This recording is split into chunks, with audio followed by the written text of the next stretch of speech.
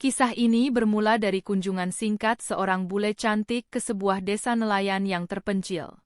Siapa sangka, satu peristiwa di atas perahu mengubah seluruh jalan hidupnya. Assalamualaikum warahmatullahi wabarakatuh. Sahabat inspirasi, selamat datang kembali di channel ini. Sebelum kita mulai kisah haru ini, jangan lupa untuk tekan tombol subscribe, nyalakan loncengnya, dan bantu share agar lebih banyak orang bisa mengambil hikmah dari cerita ini. Mari kita awali dengan membaca sholawat bersama. Allahumma shalli ala Sayyidina Muhammad, wa ala a'ali Sayyidina Muhammad. Di sebuah desa kecil di pesisir Indonesia, tinggal seorang nelayan muda bernama Arif. Hidupnya sederhana, setiap pagi ia melaut dengan perahu kayu tuanya, dan kembali menjelang petang dengan hasil tangkapan seadanya.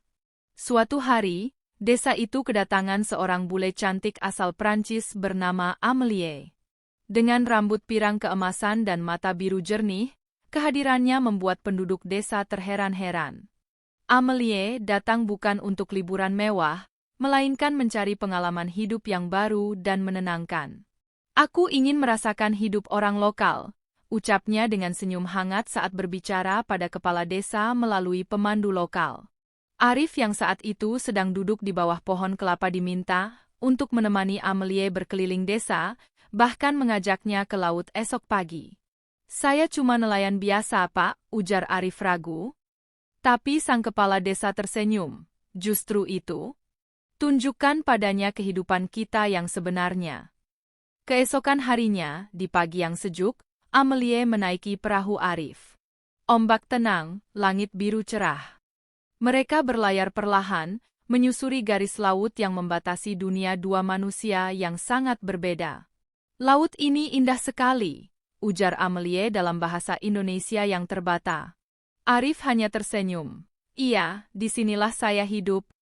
Di sini saya bicara pada Tuhan. Di tengah laut, perahu mereka sempat macet. Mesin tua Arif mogok. Mereka terpaksa hanyut perlahan mengikuti arus, menunggu bantuan. Tapi saat itulah, percakapan mereka jadi lebih dalam.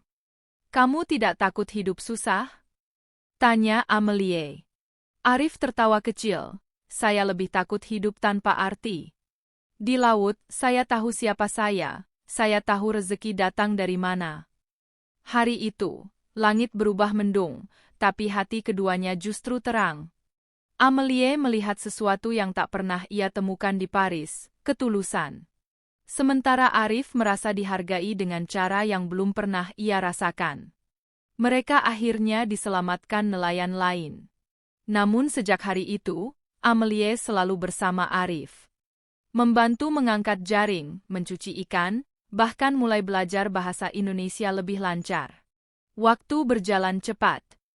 2 bulan berlalu. Amelie menjadi bagian dari desa.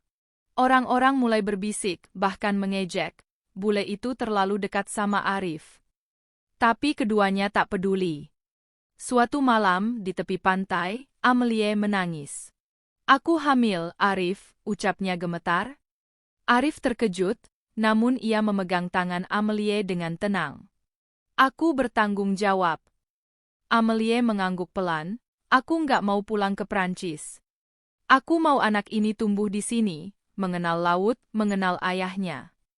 Air mata pun jatuh membasahi pipinya. Keesokan paginya, kabar kehamilan Amelie mengguncang desa. Banyak yang mencibir, menyalahkan, bahkan menyudutkan. Tapi Arif berdiri teguh. Ia menikahi Amelie secara sederhana, di bawah langit desa yang menjadi saksi cinta tak terduga itu. Kalian mungkin tak mengerti, kata Arif saat diminta bicara di hadapan warga, tapi cinta bisa hadir tanpa direncanakan. Aku tak pernah bermimpi menikah dengan bule. Tapi Tuhan punya caranya sendiri. Amelie mulai mengenakan pakaian sederhana. Ia belajar agama. Ia belajar memasak masakan lokal. Ia mencintai kampung itu bukan karena keindahannya, tapi karena kejujuran hidupnya. 9 bulan kemudian, seorang bayi perempuan lahir. Wajahnya mirip Amelie, tapi senyumnya, senyum nelayan yang sederhana. Bayi itu diberi nama Amina Nur Cahaya.